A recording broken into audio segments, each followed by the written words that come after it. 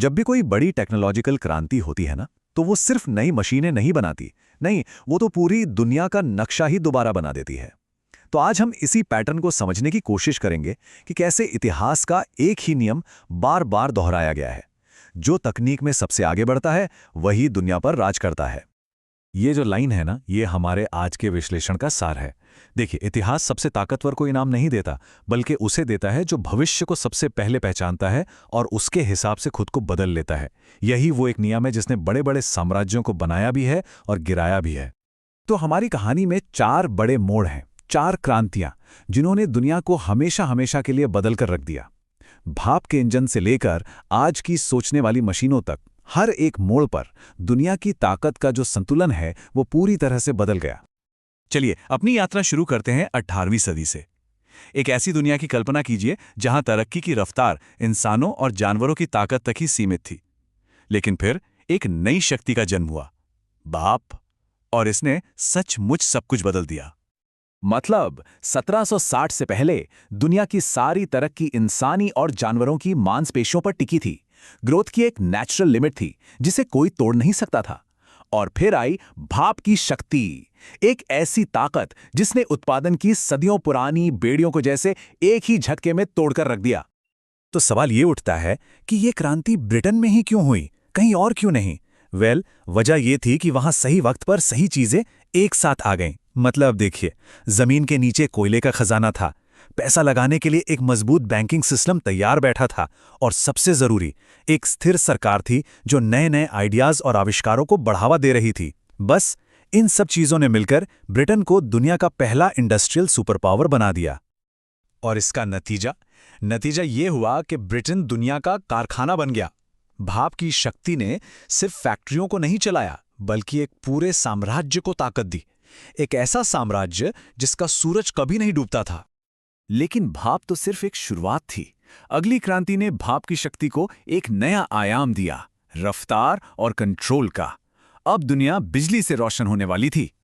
भाप में जबरदस्त ताकत थी, लेकिन बिजली में सटीकता और बड़े पैमाने पर काम करने की क्षमता थी। बिजली ने रात को दिन बना दिया, फैक्ट्रियों को 2400 घंटे चलने की ताकत दी, और एक ऐसे मास प्रोडक्शन को जन्म दिया जिसकी भाप के दौर में कल्पना करना भी नामुमकिन था। और इस बार लीडरशिप की मशाल ब्रिटेन के हाथ से निकलकर अमेरिका और जर्मनी के हाथों में आ गई। क्यों? क्योंकि उन्होंने भविष्य में इन्वेस्ट किया था। उनके बेहतरीन शिक्षा सिस्टम ने नए इंजीनियर और साइंटिस्ट बनाए, और उनके तेजी से फैलते रेलवे और टेलीग्राफ नेटवर्क ने आइडियाज और सामान को एक अविश्वसनीय गति से फैलाया। तो बात सीधी सी है, बिजली ने सिर्फ शहरों में रोशनी नहीं की, इसने देशों की तरक्की की रफ्तार को टर्बोचार्ज कर दिया। ठीक है, अब हम आते हैं तीसरी क्रांति की तरफ। इंडस्ट्रीज बड़ी हो रही थी, दुनिया आपस में जुड़ रही थी, और इसके साथ ही एक बहुत बड़ी नई समस्या पैदा हो रही थी, कॉम्प्लेक्सिटी यानी जटिलता। सवाल था, इसे कौन संभालेगा? कंप्यूटर से पहले सोचिए, हर चीज कागज पर और इंसानी दिमाग पर निर्भर थी।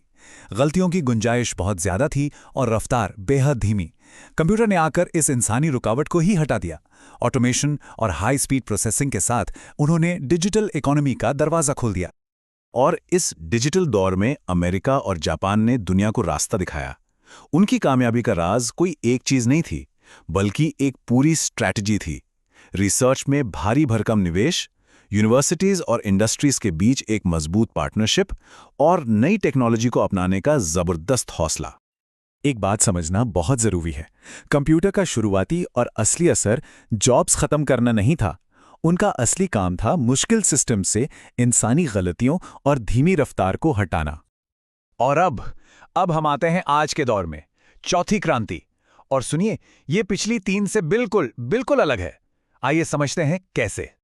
आज मशीनें सिर्फ हमारे दिए हुए ऑर्डर्स को फॉलो नहीं कर रही हैं, नहीं, अब वे सीख रही हैं, भविष्य का अनुमान लगा रही हैं और खुद फैसले ले रही हैं।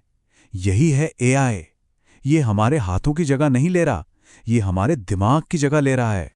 इस नई दुनिया की रेस में आज 2 महाशक्तियां आमने सामने हैं, अमेरिका और चीन। एक तरफ अमेरिका है जिसके पास बेहतरीन रिसर्च और दुनिया के सबसे एडवांस चिप्स हैं, तो दूसरी तरफ चीन है जिसके पास दुनिया का सबसे बड़ा डेटा सेट और एक बहुत मजबूत सरकारी स्ट्रैटेजी है। ये दो अलग अलग मॉडलों की टक्कर है और इसका जो भी नतीजा होगा वही तय करेगा कि 21वीं सदी किसकी होगी। तो जरा सोचिए, क्या होता है जब कोई देश सिर्फ तकनीक को नहीं बल्कि सोचने और फैसले लेने की क्षमता को ही कंट्रोल करने लगे। तो अब तक हमने जो कुछ भी देखा है वो कोई इत्तेफाक नहीं है। ये इतिहास का एक ऐसा नियम है जो कभी नहीं बदलता, जो बार बार खुद को दोहराता है। इस टाइमलाइन पर एक नज़र डालिए। ये सिर्फ तारीखें और देशों के नाम नहीं हैं। ये पावर शिफ्ट की कहानी है। भाप ने ब्रिटेन को दुनिया की चोटी पर पहुंचाया। बिजली ने अमेरिका और जर्मनी को नए लीडर बनाया। कंप्यूटर ने अमेरिका और जापान का दबदबा कायम किया। और अब एआई की बारी है और इतिहास का अगला पन्ना लिखा जा रहा है। इतिहास का नियम बहुत सीधा और साफ है। जो टेक्नोलॉजी को सबसे पहले अपनाते हैं वे भविष्य की कहानी लिखते हैं, और जो लोग देर करते हैं उन्हें बस उस कहानी में एक छोटा मोटा किरदार निभाने को मिलता है। तो देखिए, चौथी औद्योगिक क्रांति तो शुरू हो चुकी है। ये कोई भविष्य की बात नहीं, ये आज की हकीकत है। और एआई किसी का इंतजार नहीं करने वाला। तो अब हमारे सामने बस एक ही सवाल बचा है। एआई के इस दौर में लीडर कौन बनेगा और कौन बस किनारे खड़े होकर इतिहास को एक बार फिर खुद को दोहराते हुए देखेगा।